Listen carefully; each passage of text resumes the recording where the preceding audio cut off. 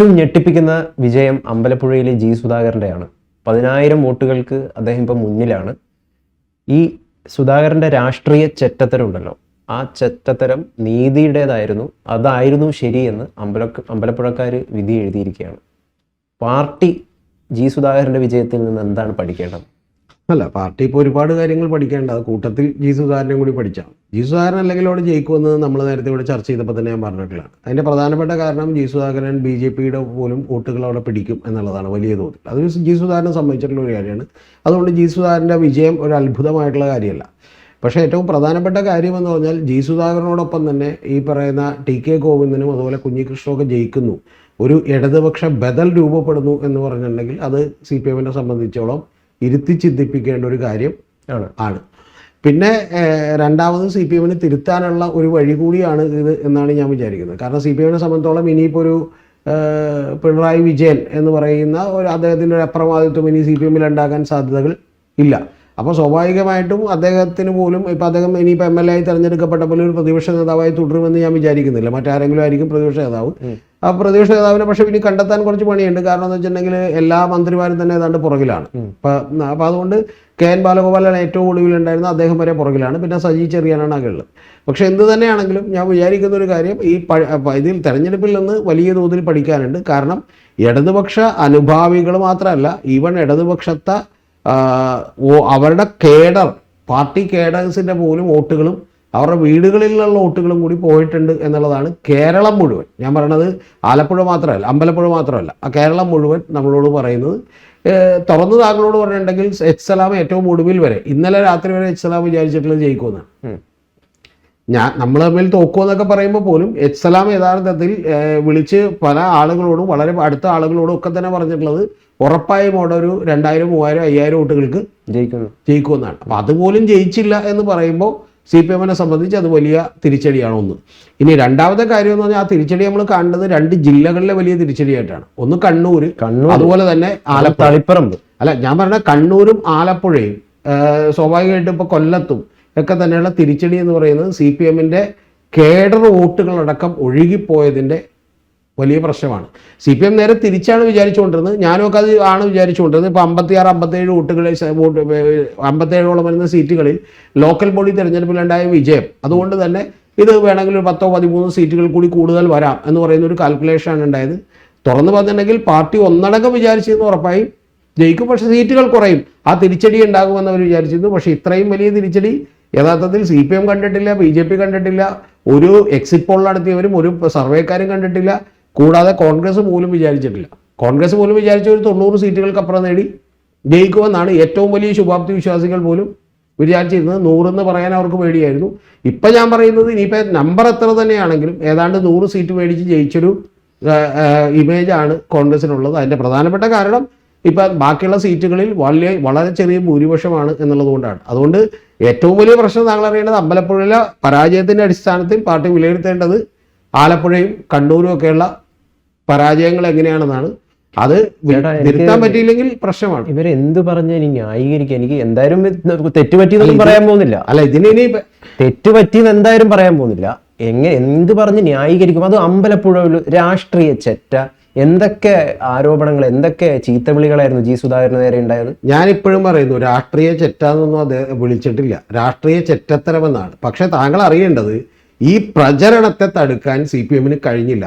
CPM-ന് പോലും മനസ്സിലാക്കാതിരുന്നൊരു കാര്യമെന്ന് പറഞ്ഞിട്ടുണ്ടെങ്കിൽ ഈ കാലത്ത് സത്യം പറഞ്ഞാൽ മുഖ്യധാര മാധ്യമങ്ങളോ സാറ്റലൈറ്റ് മാധ്യമങ്ങളോ അല്ലെങ്കിൽ പത്രങ്ങളോ ഒന്നുമല്ല ജനങ്ങളെ സ്വാധീനിക്കുന്നത്. ജനങ്ങളെ അങ്ങേയറ്റം സ്വാധീനിച്ചുകൊണ്ടിരിക്കുന്ന ഒരു സോഷ്യൽ മീഡിയയാണ്. ആ സോഷ്യൽ മീഡിയയിൽ അതീവ ദുർബലമായിരുന്നു CPM-ന്റെ പ്രതിരോധം എന്നുള്ളത് കൊണ്ടുകൂടിയാണ് ഈ തോൽവി സംഭവിച്ചിട്ടുള്ളത്. യഥാർത്ഥത്തിൽ ഇത്രയും വലിയൊരു തോൽവി CPM അർഹിക്കുന്നുണ്ടോ എന്ന് ചോദിച്ചാൽ ഇല്ല എന്നാണ് എൻ്റെ മറുപടി. കാരണം CPM-ന് ഒരു 20-25 സീറ്റുകൾ 99-ൽ നിന്ന് നഷ്ടപ്പെടും. ഇനി അഥവാ തോറ്റാൽ പോലും ഒരു 55-60 സീറ്റുകളാണ് എല്ലാ പോൾ സർവേകളും പറഞ്ഞിരുന്നത്. ആ സർവേകൾ മുഴുവൻ തെറ്റിയതിൻ്റെ കാരണമെന്ന് പറഞ്ഞാൽ ഇവിടെയുള്ള ഒരു ഇടതുപക്ഷ അനുഭാവിയും ഒരു CPM അനുഭാവി പോലും തുറന്നു വന്നിട്ട് ഞങ്ങൾ CPM-ന് വോട്ട് ചെയ്യില്ല എന്ന് പറയില്ല. നിങ്ങൾ എത്ര തവണ ചോദിച്ചാലും അവർ പറയില്ല. പക്ഷെ അവർ വോട്ട് ചിലപ്പോൾ മാറി ചെയ്തിട്ടുണ്ടാവും. ഉദാഹരണത്തിന് ഞാൻ തന്നെ കഴിഞ്ഞ ദിവസം വിളിച്ചപ്പോൾ, ഞാനത് പറഞ്ഞില്ലതല്ലോ, കഴിഞ്ഞ ദിവസം വിളിച്ചപ്പോൾ ആലപ്പുഴയിലെ ഒരു പാർട്ടി മെമ്പർ അദ്ദേഹം എന്നോട് പറയുന്നത്, ഞാനൊരിക്കലും മര്യാദ കാണിക്കില്ല, ഞാൻ മാറി ചെയ്യില്ല എന്നാണ്. അദ്ദേഹം ഒരു ഔദ്യോഗിക സ്ഥാനത്തിരിക്കുന്ന ആളാണ്, ഞാൻ മാറി ചെയ്യില്ല.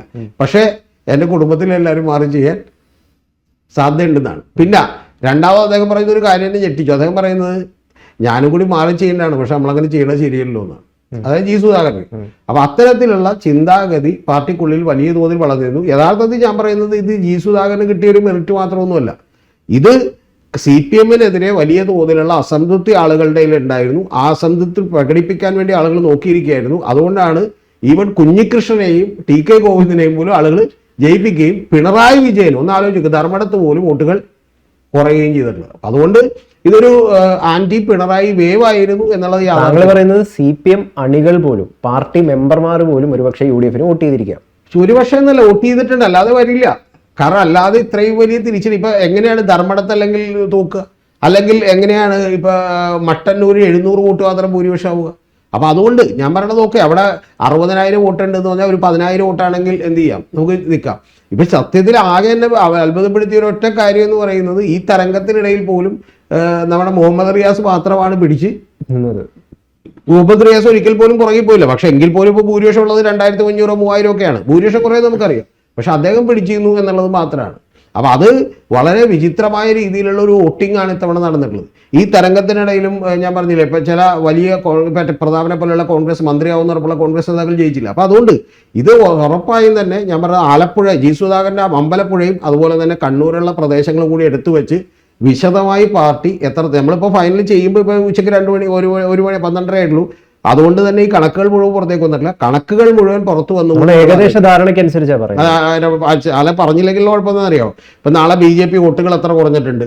യഥാർത്ഥത്തിൽ ഈ ആന്റി പിണറായി വേവിന്റെ വോട്ടുകൾ BJP പോലും അധികം പിടിച്ചിട്ടില്ല എന്ന് എനിക്ക് തോന്നുന്നത്. കാരണം പിടിക്കാത്തതുകൊണ്ട് കൂടിയാണ് വലിയ ഭൂരിപക്ഷം ഉണ്ടായിട്ടുള്ളത്. ഇപ്പം നമുക്ക് ലീഡ് ചെയ്യുന്നത് 4 സ്ഥലങ്ങളിൽ BJP ലീഡ് ചെയ്യാണ് NDA.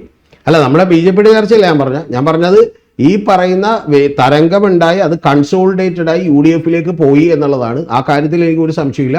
ആ തരംഗത്തെക്കുറിച്ച് ജി സുധാകരൻ അടക്കം, ജി സുധാകരൻ പോയത് മാത്രമല്ല ഞാൻ പറഞ്ഞ പാർട്ടിക്കുള്ളിൽ എന്തുകൊണ്ടാണ് ആളുകൾക്ക് ഇത്തരത്തിലുള്ള ഒരു പ്രശ്നമുണ്ടാകുന്നത്, എന്താണ് അസംതൃപ്തി ഉണ്ടായിട്ടുള്ളത് എന്നുള്ളതിനെക്കുറിച്ച് പാർട്ടി പഠിക്കേണ്ടതാണ്. ഒരു കാര്യം ഞാൻ പറയാം, ഒരു 2 തുടർച്ചയായി 10 കൊല്ലം ഭരിക്കുമ്പോൾ ഇത് വളരെ ബുദ്ധിമുട്ടാണ് കേട്ടോ അങ്ങനെ ഉണ്ടാകാതിരിക്കാൻ. എന്ത് തന്നെ സംഭവിച്ചാലും അങ്ങനെ ഉണ്ടാവും. ഇവിടെ എന്താണ് ഈ കൺസോൾട്ടേഷൻ, തീർച്ചയായിട്ടും ന്യൂനപക്ഷ കൺസോൾട്ടേഷൻ, ഹിന്ദു വോട്ടുകൾ ഇവിടെ പോയിട്ടുണ്ടാവും.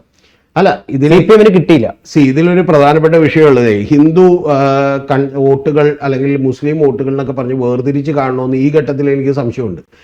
ഓക്കെ, മലബാർ മേഖലയിൽ നേരത്തെ തന്നെ നമുക്കറിയാവുന്ന പോലെ ഒരു മുസ്ലിം കൺസോളിഡേഷൻ അവർക്ക് അനുകൂലമായിട്ടുണ്ടാവും. പക്ഷേ ഇത് സത്യത്തിൽ പബ്ലിക് അറ്റ് എ ലാർജ് തന്നെ CPM-ന് എതിരായിരുന്നു എന്ന് നമ്മൾ മനസ്സിലാക്കിയാൽ മതി. നമ്മളിനി ഹിന്ദു മുസ്ലിം ക്രിസ്ത്യൻ വോട്ടുകളൊന്നും ഭിന്നിച്ച് ആലോചിക്കണം എന്ന് പോലും ഒരിക്കലും തോന്നുന്നില്ല.